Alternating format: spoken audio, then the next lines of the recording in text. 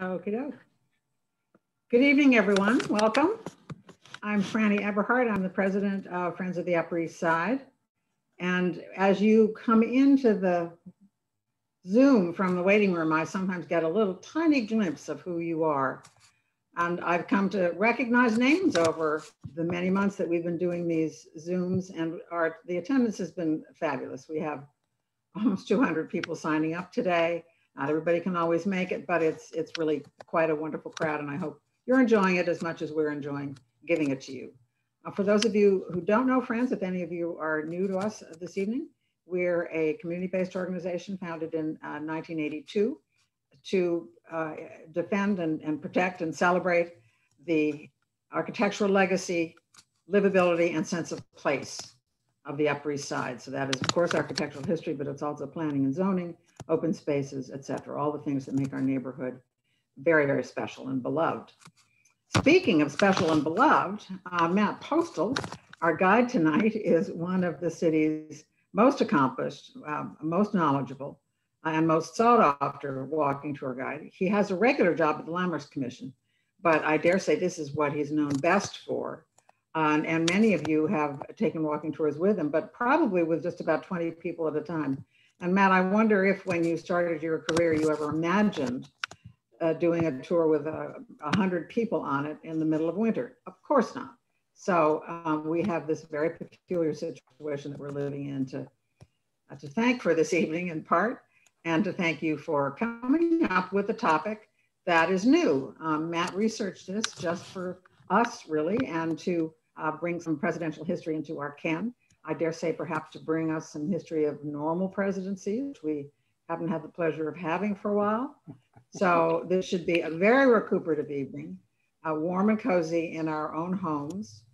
Towards the end of the talk, actually, no, I mean, anytime during the talk, if you come up with a question, please put it in the chat, just type in a chat. And then Laura at the end will field those and offer some of them to Matt to answer. And with that, Matt, why don't you take over? Thank you. Thank you, Franny. I really must say that this has been a pleasure, something a little new.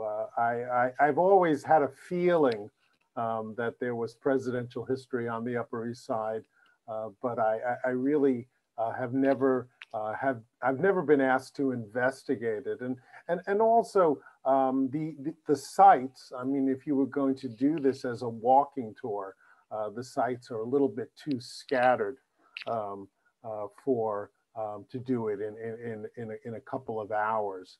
But you know, it started to cross my mind when the friends asked me, you know, where can you do a tour of presidential New York? And I know frequently people lead tours of Lower Manhattan, where you can speak of the first, the early presidents. I have led tours about Abraham Lincoln. You can certainly find many sites in New York that are connected to presidents. But one of the things that I'm starting to sense is that there are perhaps more sites associated with presidents on the Upper East Side. So why don't I share my screen and we will begin. All right. So I'm actually going to start with a story of my own experience, and I have only been close to a United States president once, and that was sometime in the late 1980s. And a friend of mine was living across the street from the Carlyle hotel. She was living across the street from the entrance that you see on the screen on East, I guess it's East 76th Street. And it was probably 7:30, 8 o'clock in the evening. And she lived on the second floor of a brownstone. And we all came tumbling out of the apartment. And it was after dark. we were waiting for each other, and I was standing on the sidewalk, and out came Ronald Reagan and Nancy Reagan after the Reagan presidency. It must have been during the presidency of George Bush. And gradually, as we collected on the sidewalk, there were 4 of us, possibly 6 of us standing on the sidewalk. And he looked up and he saw us all staring at him, and he waved. And that is my brush with greatness.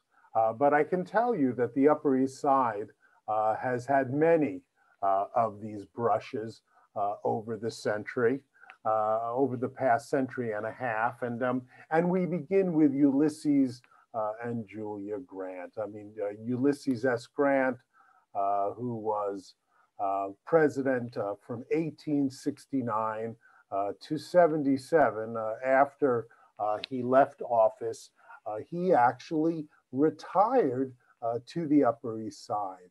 And it was in 1881 that he purchased a spanking new, I guess it was a brownstone.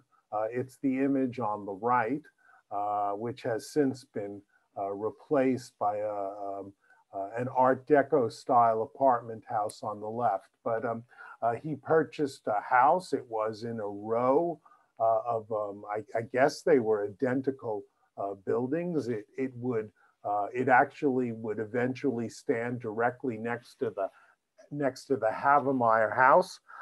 And it was during this period that he actually struggled quite a bit. He lost an enormous amount of money in the stock market. His health began to fail. But this, gives you sort of a better sense of what the house looked like before it was demolished. And there are photographs of the interiors during the years after he was president. He traveled extensively. He collected. He traveled extensively all around the world. He and Julia went to Asia, and in fact, photographs of the interior show that he collected quite a few things on his trip. Unfortunately, he does get ill during this period. But during the period of his illness, he is close personal friends with Mark Twain, and because he has financial difficulties, Mark Twain is going to convince him to write his personal memoirs, and he will write the personal memoirs here and in other locations, and in fact, his memoirs will not be published until after his death. And the image on the right is people waiting outside of his home on 66th Street, waiting to hear news about his health and his well-being. But because Mark Twain convinced him to write these personal memoirs, he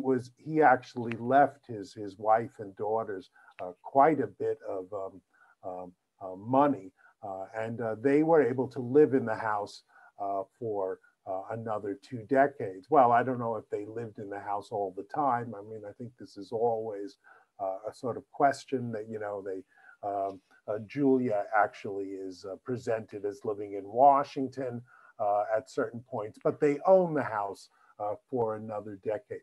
It's just sort of astounding to me that a US president's home could be demolished in New York. And it was. The owners of the house, the subsequent owners of the house went bankrupt in 1928.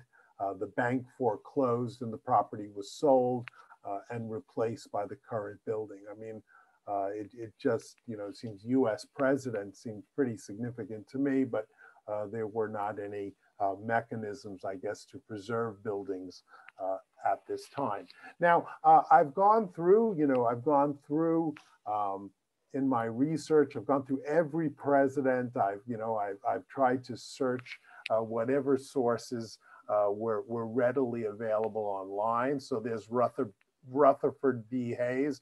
I mean, who knows much about Rutherford B. Hayes? He's not one of the better known presidents, but he was president from 1877 to 81. There you see a campaign fan on the right when he was running in 1877. But he came to New York a number of times, and he seems to have liked visiting New York because he came for major events. He is depicted here unveiling the statue in Central Park of the poet Fitzgreen Halleck, which you probably are familiar with. One of those poets that no one seems to remember, but he was significant enough to have a statue on the Mall in Central Park, and he was just as significant that the president came to unveil it. How things change. He returned to New York 2 years later to attend the 7th Regiment Armory Fair in 1879. This is about the time that the 7th Regiment is completed. And here you see him visiting the art gallery at the fair. Not quite sure where this occurred in the building. It could have occurred in really any of the rooms, I assume, but this would date before some of the better and more memorable interiors were completed. And if this wasn't enough, I mean, this is a very sort of cultural time in New York's history. He will return to dedicate the Metropolitan Museum of Art when it opened in March of 1880. So, but I could not find an image to show you.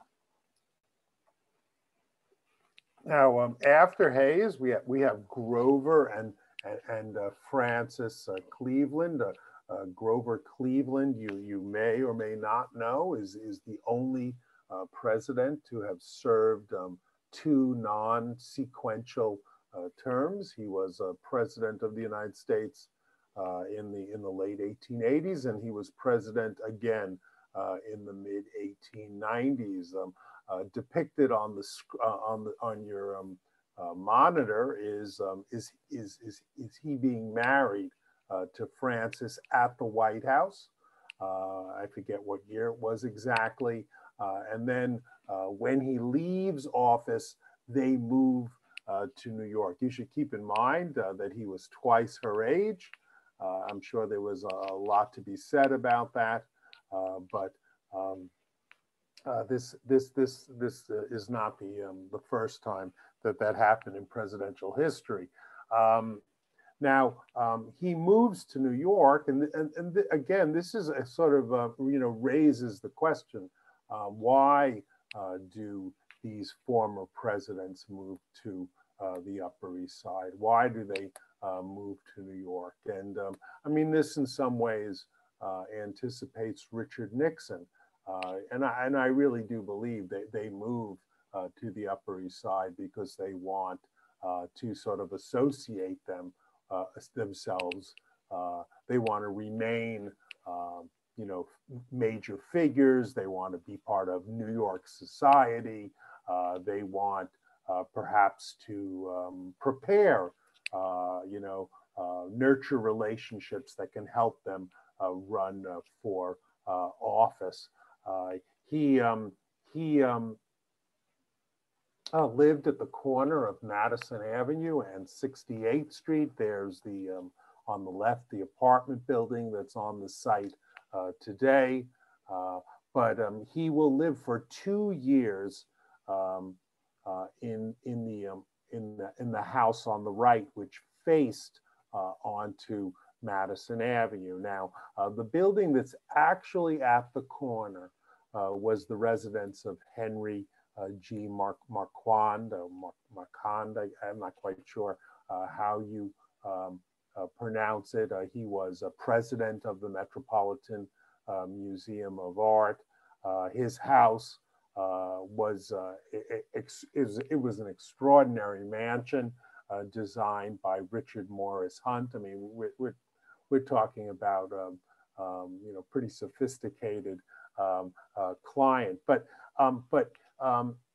Grover and Francis did not live in the corner house. They lived in one of these side houses.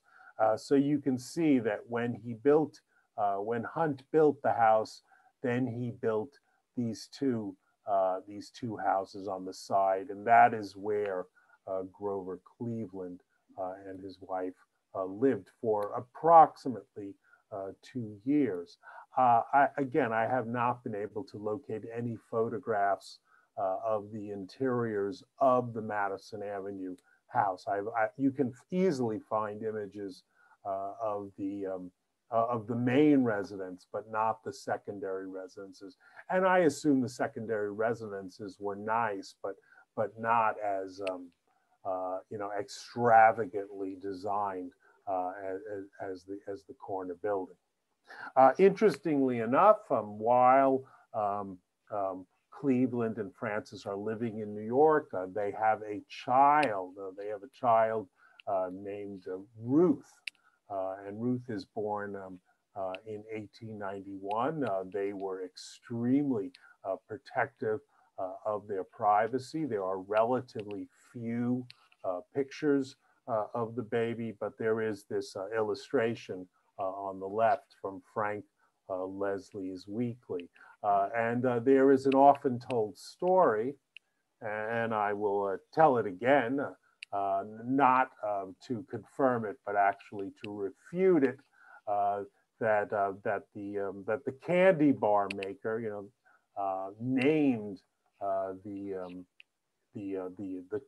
chocolated bar for baby Ruth. But of course, this is totally not true. And of course, it was it was named for the great Bambino, the great baseball player. But they could not or did not want to pay him for the right. So when they were accused of naming it for him, they made the claim that it was named for her, and it was meant sort of as a to remember her because she died at a very young age. So there is probably no connection between the candy bar and the president's child, but they did live on Madison Avenue. They probably did plan his campaign, and he was reelected to office and returned to Washington. Now, of course, everyone here, I assume, knows that our favorite Upper East Side presidential couple is Franklin and Eleanor Roosevelt, and there they are on the screen in the year of their marriage, and they look pretty cute there. I would say he's not a New Yorker as being he's not a city boy, but she was, and they are major figures in New York, and they have repeated and strong connections to the Upper East Side. Maybe you know this, maybe you don't. This is where they were married in 1903, 8 East 76th Street, a half block from the park. This is the Henry Parrish residence, designed by Parrish and Schroeder, and dating to 1895. If Franklin and Eleanor being married in this house wasn't enough, that her uncle, Teddy, another lifelong, another New Yorker by birth, gave the bride away in 1904. So there he is, you know, looking rather Teddy-like, and there she is on her wedding day. And as this newspaper clipping says, his niece, it says, the president gives the bride away. His niece weds his cousin, ceremony at parish home, the daughter of president's only brother. It was big, big news. And if you click around online, you'll find their marriage certificate. And it says, you know, Franklin's from Hyde Park, Eleanor is from New York, and the Theodore has, or Teddy, as I think people prefer to call him, it has signed the certificate as a witness to the marriage.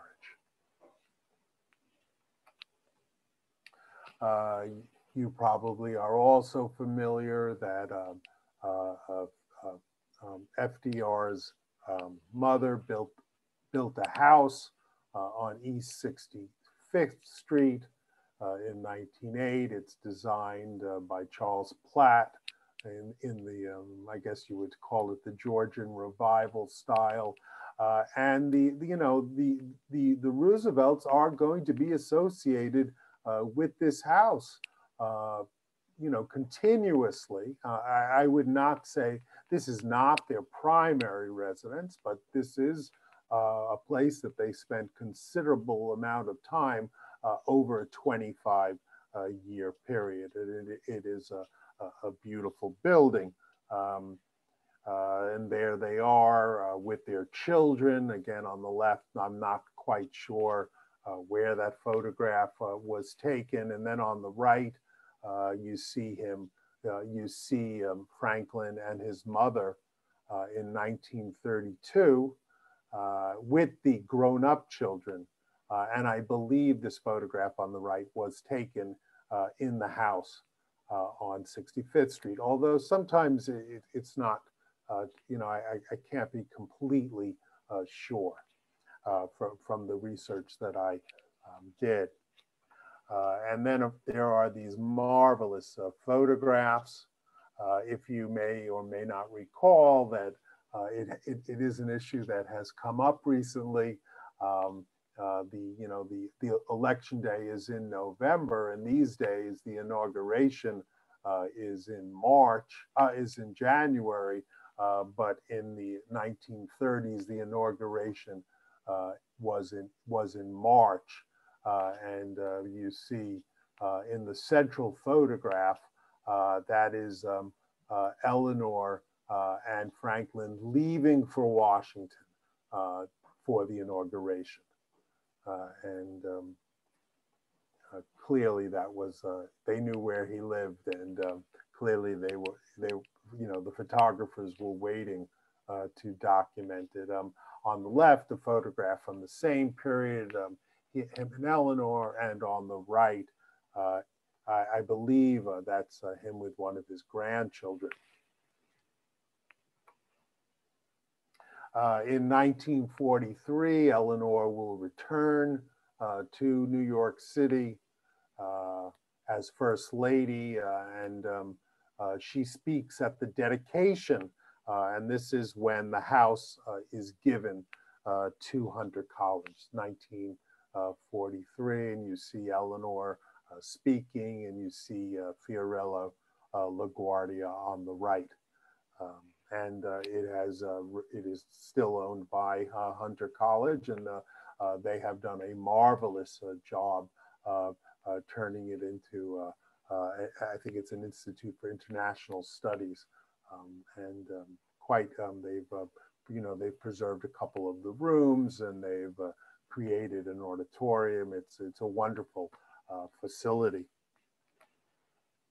Now.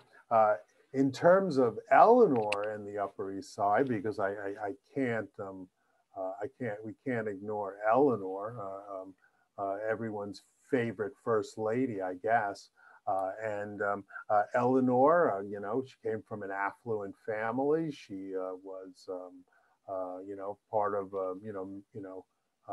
New York's, you know, high society, so to speak. She was a member of the Colony Club, and she was also a member of the Cosmopolitan Club.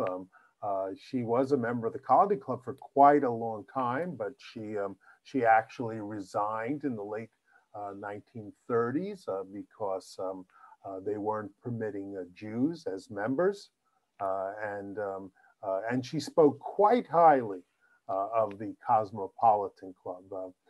Again, if you do a little searching, you can actually find some extremely complimentary quotes about the atmosphere at the Cosmopolitan Club.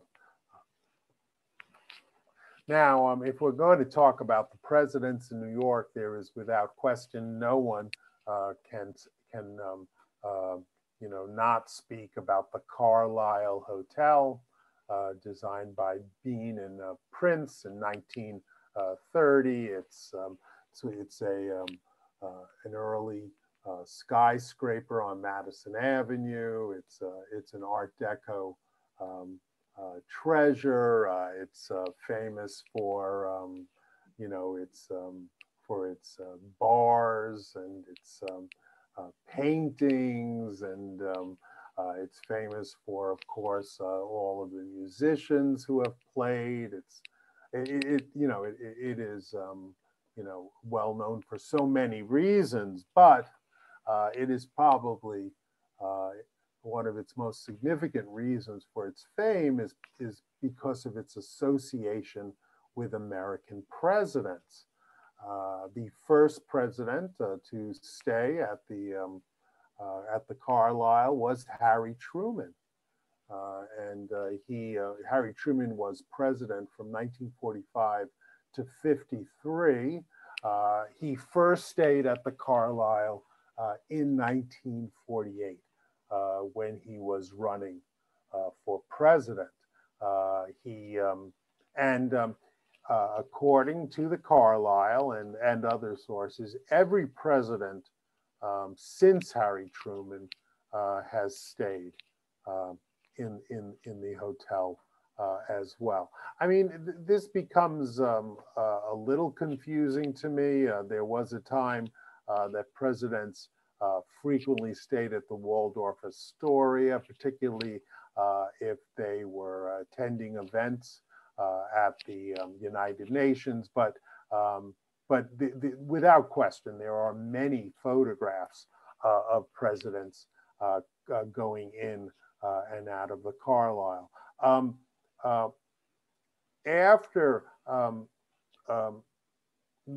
I guess because Harry Truman stayed at the Carlyle, his daughter Margaret will also stay at the Carlyle. And you see this wedding clipping, this clipping on the right. She announced she was living at the Carlyle when she announced her wedding in the mid 1950s, and then she moved around the corner to 830 Park Avenue at the corner of 76th Street, an apartment house by George and Edward Blum.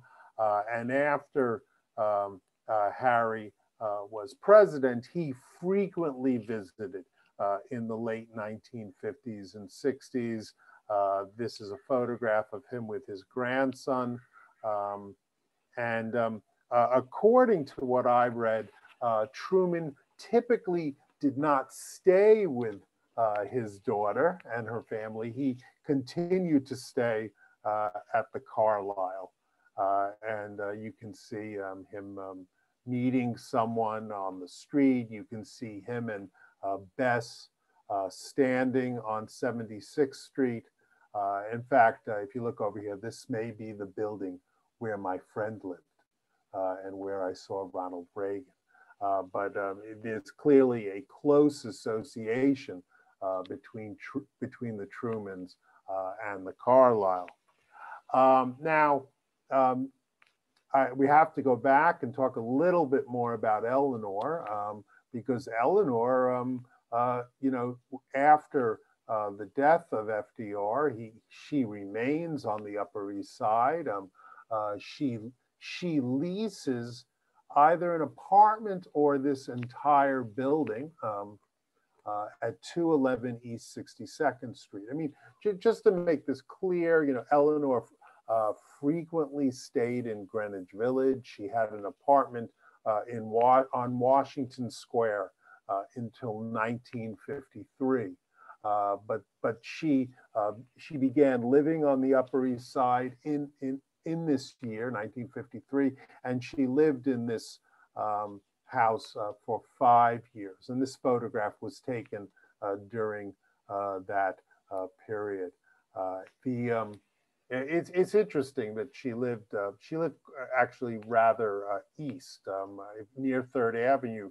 I guess this could even be, this would be outside of the Upper East Side Historic District. It would be in the, oh, it's slipping my mind, the small district on 62nd and 63rd Street.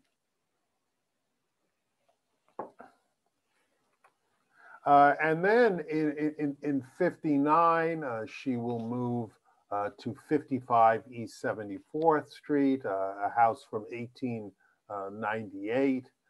She lives in this wonderful Beaux-Arts building, and she shares ownership of the building with Edna and David Gurwitch. David Gurwitch was her doctor, and there's been a lot made of her relationship with the doctor, and how they shared the house that she shared the house with a married couple, and it's often been suggested that Eleanor was deeply in love with him, but they did live in this house, and this is her last residence in New York.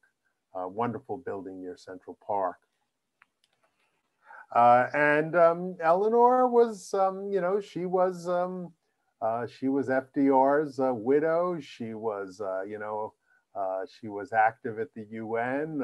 She was full of life and energy, and you can see her here standing on the steps of 55 with the candidate John F. Kennedy. I also want to point out that this building does have a plaque on it. Again, it's one of a relatively small number of buildings that is proud of its presidential history on the Upper East Side.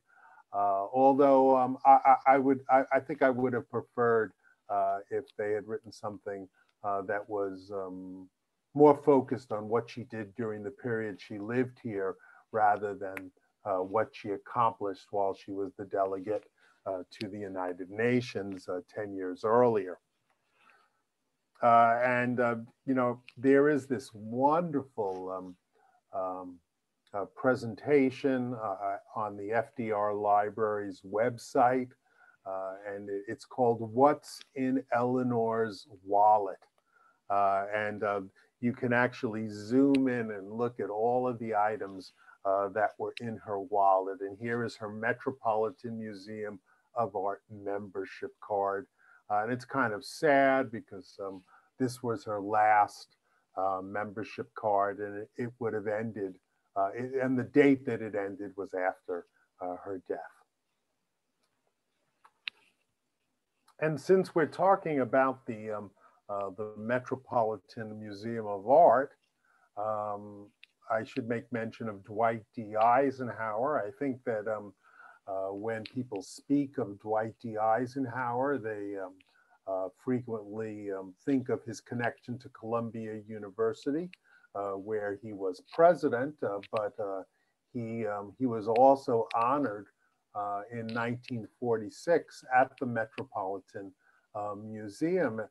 It was something that was completely unknown to me, but he played a major role in saving art, saving and protecting works of art in Europe during the Second World War. And when he returned, he was celebrated at the museum. with an honorary life fellowship. He was also a trustee of the museum for many years. And you see him leaving the Metropolitan Museum in the photograph on the right, the old narrow staircase that was replaced in the late 1960s. And you see him receiving his honorary life fellowship on the right.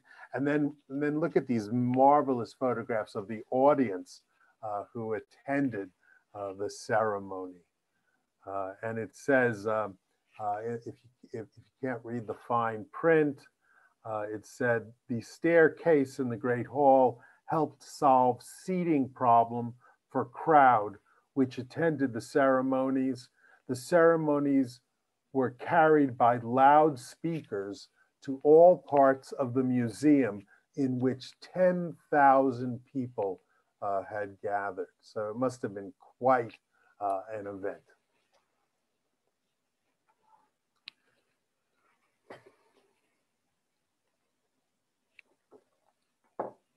Now, of course, John F. Kennedy and Jacqueline Kennedy were closely associated with New York.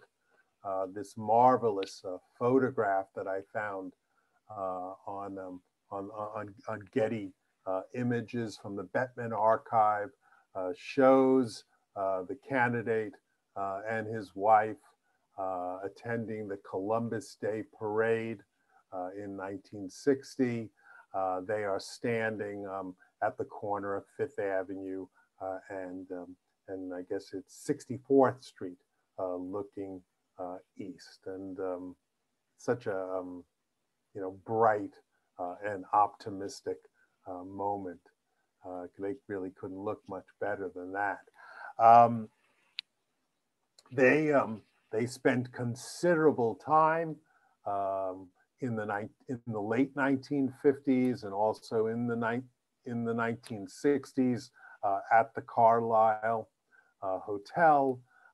It was sometimes referred to as the New York White House, and they occupied a duplex suite on the 34th floor. I've read in some sources that the Kennedy family owned the duplex, but I wasn't able to confirm this. But clearly, people were well aware of their presence there, and the media. There are countless photographs of both of them entering and leaving the building, as well as their visitors. You see Robert on the left, and you see Eleanor making a visit on the right. I mean, you can find these pictures with a Google search. You can also find alternative versions of these pictures that were, taken at the same time. If you go on the website of say the Kennedy Library, which has a lot of pictures of John Kennedy in New York.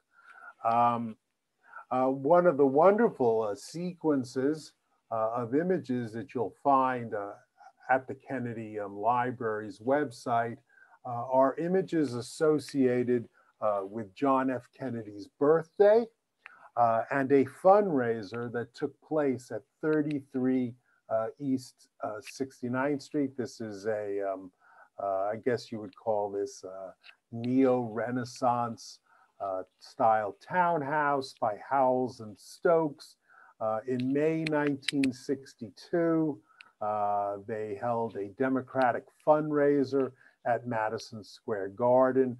That is the 1962 fundraiser where Marilyn Monroe sings "Happy Birthday, Mr. President." Here you see the house on the left, and on the right you see the Kennedy entourage arriving at the house. I'm not quite sure if it's the day before or the day after, but you see all the people standing on the balconies and looking out. You see some of the security, and then there are these wonderful images of the party. and you see Kennedy on the left. On the right, this is Diane Carroll, you know, the great 1960s pop singer. This is the audience listening to her sing. Marilyn Monroe is here, if you look closely.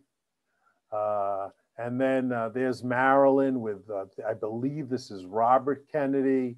There's John Kennedy. And then I particularly like this image, John, you know, enjoying Jimmy Durante. Quite a marvelous image.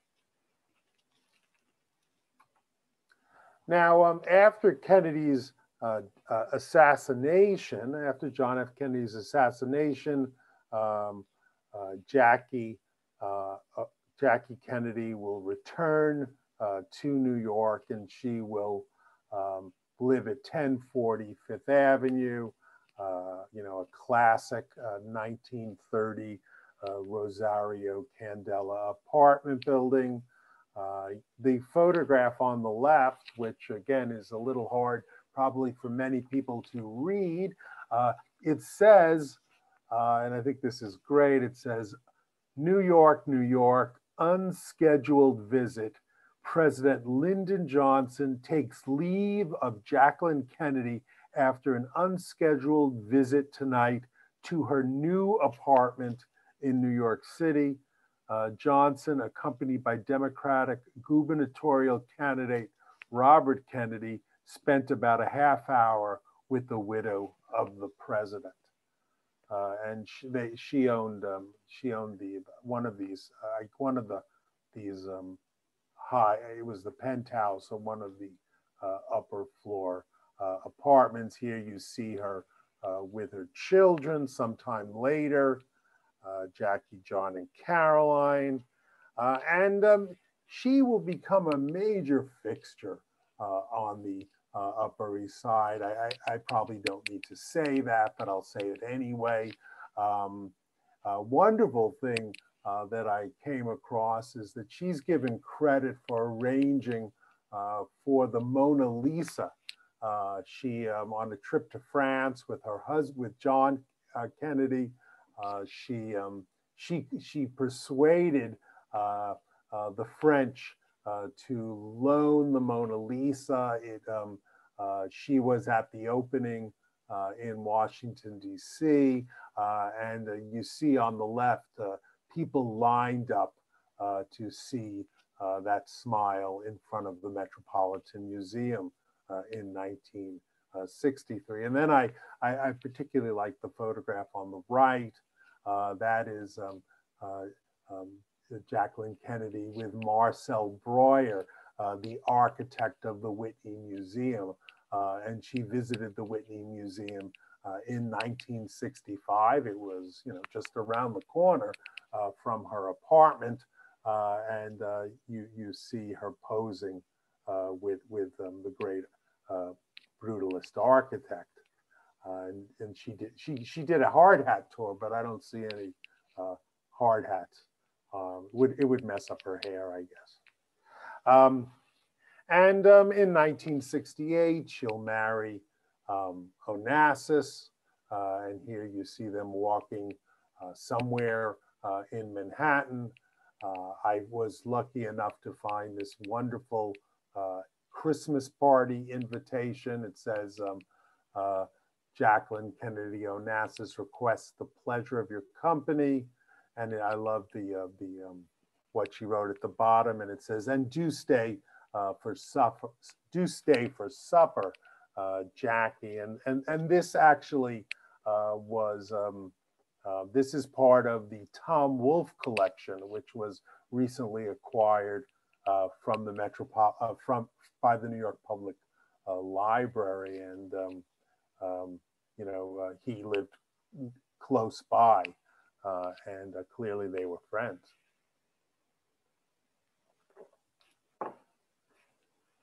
And of course, the Reservoir would be named for her in 1994. The Reservoir in Central Park, with the jogging path. If you go to the park's website, it says that she could see the reservoir from her apartment, and that she frequently exercised in the park. So there's another presidential perspective on the Upper East Side. And now we get to Richard Nixon. If some of you are hissing, I understand, but Richard Nixon had strong ties to the Upper East Side. So he's a vice president from 1953 to 61. In 1963, he purchases an apartment on the Upper East Side, and he really he had a good sense of the media, and he at the time that he bought his apartment, he must have made a few phone calls. He may have lost the election, but he wanted to remain in the public eye. And so here you see him walking Checkers, the Cocker Spaniel, in Central Park, and posing for the press. This is the house where he lived, 810 Fifth Avenue, designed by J.E. Carpenter, 1926. His apartment was on the 5th floor. And here's his driver's license. You can see here, or is this his registration? But this is his registration, I guess. And he owned a 1966 Imperial. He leased it, and there's his signature. So the 810 Fifth Avenue is a significant building in Richard Nixon's life. This is where he meets with Nelson Rockefeller in 1960, and Nelson Rockefeller, this is where they meet. Nelson Rockefeller, I believe, was running for the nomination. When Nixon wins, they actually meet at Nelson Rockefeller's apartment, which was in the building that Richard would later buy his apartment. And it was big news when they met, and it was described as the Treaty of Fifth Avenue, because they agreed to. Nelson agreed to support Nixon in the election. And then, of course, Nixon loses the election, but he does end up buying an apartment in the building 2 years later. And here you see him in 1967 pondering his future, pondering whether he's going to run for office in 1968. And here, again, Nixon and Rockefeller have some disagreements and difficulties in terms of who will run for office. This is an image of Nixon conferring with his defeated rival in 1968. This time they are seated in Nixon's apartment. And it is an eventful time for Richard Nixon. This is his daughter, Julie Nixon. They are coming out of the building on 62nd Street when she marries David Eisenhower, the son of the grandson of Dwight D. Eisenhower. This is December 1968. The wedding takes place at the Marble Collegiate Church down in I guess it's about 28th Street, but the reception and party after the ceremony takes place at the Plaza Hotel, and you see the invitation on the left. Now, Nixon, of course, will be impeached, and he will leave Washington. He will, you know, sort of disappear from the scene for a few years. In 1979, he decides that he wants to, you know, return to New York, and he has some difficulty finding an apartment house that will have him. This is 817 Fifth Avenue at 63rd Street, you know, just one block from where he lived earlier on 62nd Street. It's probably also it's probably the same architect, but the co-op board would not have him, and he is unable to buy a unit in this building. So instead, he buys this rather slender building at 142 East 65th Street, which is between Lexington and 3rd Avenue. It only crossed my mind. I only stumbled, actually. I wondered why he was living on this block. It looks like a rather narrow building for a former president to be living in. But one of the things that seemed worth noting is that this was David Rockefeller's house right here. And so perhaps, you know, he felt that this was a prestigious location, although he will only live in this house for 2 years, and then he settles in New Jersey. But he was out and about, and he was always quick to call the media. I believe that these are photographs in which the media was invited. He seems quite at ease in these pictures. This is him and his daughter are going for a stroll in Central Park, and there are many images of them in the park. There is the photograph on the right of him having coffee in a local diner. Maybe somebody can identify this diner if it still exists. And then there's this wonderful photograph of this, I believe, of this merchant who owned a grocery store on 3rd Avenue, who became quite friendly with the former president. And this framed collection of ephemera and photographs actually does not hang in the 3rd Avenue store, but the owner of the store actually moved to someplace, to a location near Pennsylvania Station, and he framed all of this up, and it hangs in the store, or it did hang in the store when the Guardian newspaper wrote an article about it.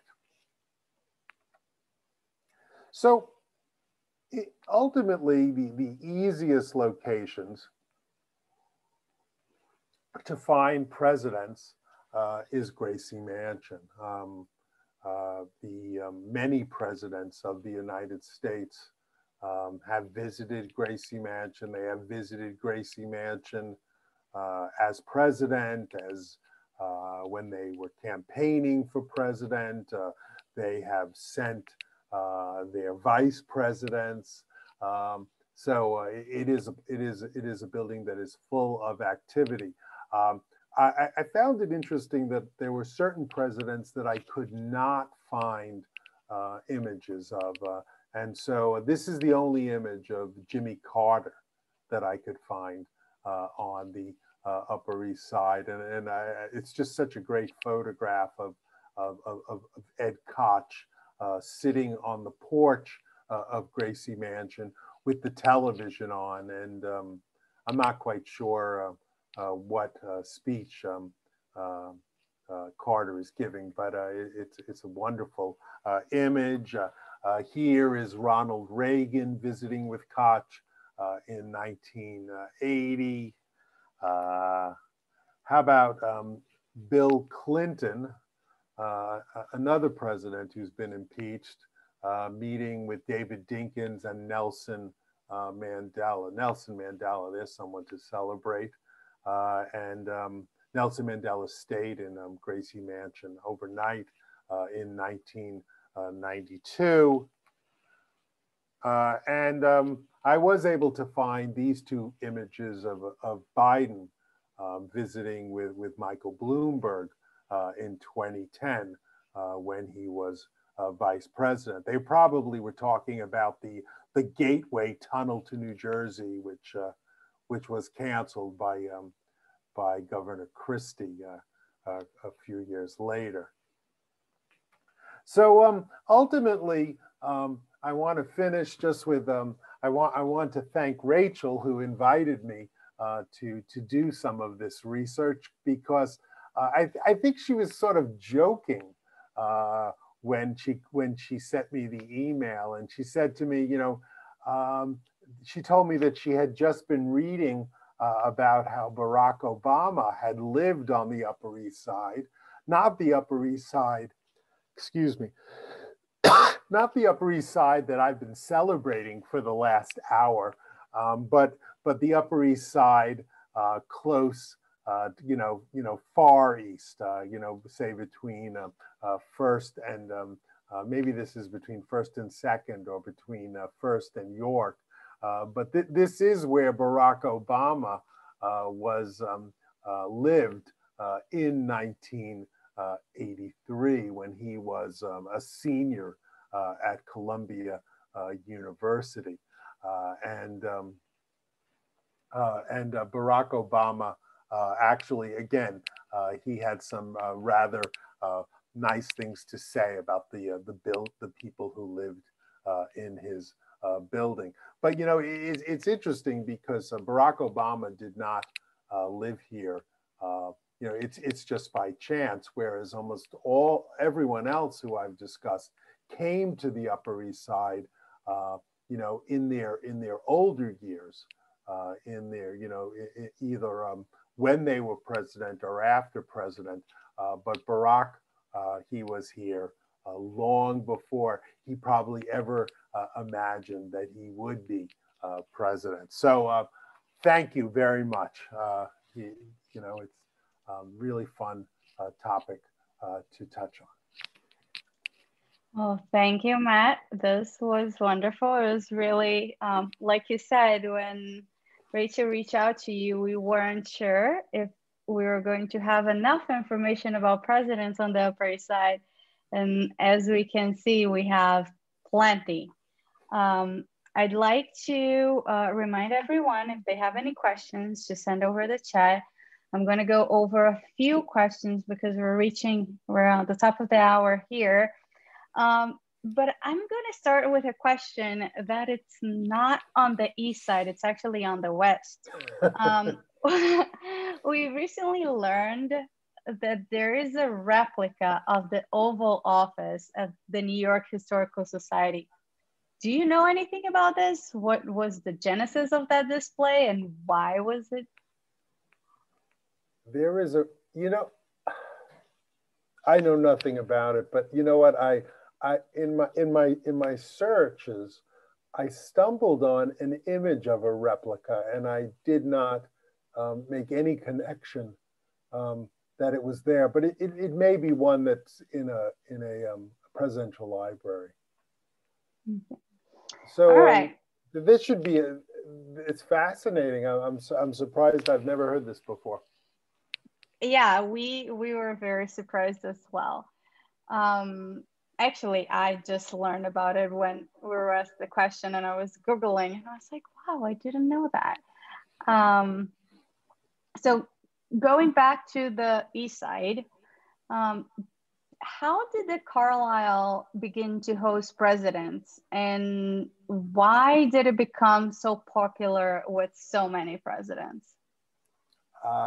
All that I know is that Harry Truman stayed there while he was campaigning in 1948,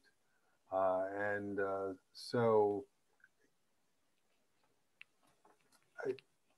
I just think it's a good location. It's a classy hotel. It has beautiful interiors. Low key, perhaps, perhaps a little bit, instead of staying in the Waldorf or the Plaza, perhaps it just, I wish I had a good answer. Maybe maybe someone else has a better answer. Well, maybe the fact that there isn't an answer is the actual reason. I think that what you said, being low key, might be a good enough reason. We got a few other questions, but we're reaching out at the end of our night here. I would like to just a personal comment. I'm very happy we were able to find a photo of our new president on the Upper East Side, even though it was when he was vice president, and we expect him to be here sometime. Matt, thank you so much. Thank you for everyone that joined us tonight, and see you next time. You're most welcome. I hope to see you soon. Bye. Bye, everybody.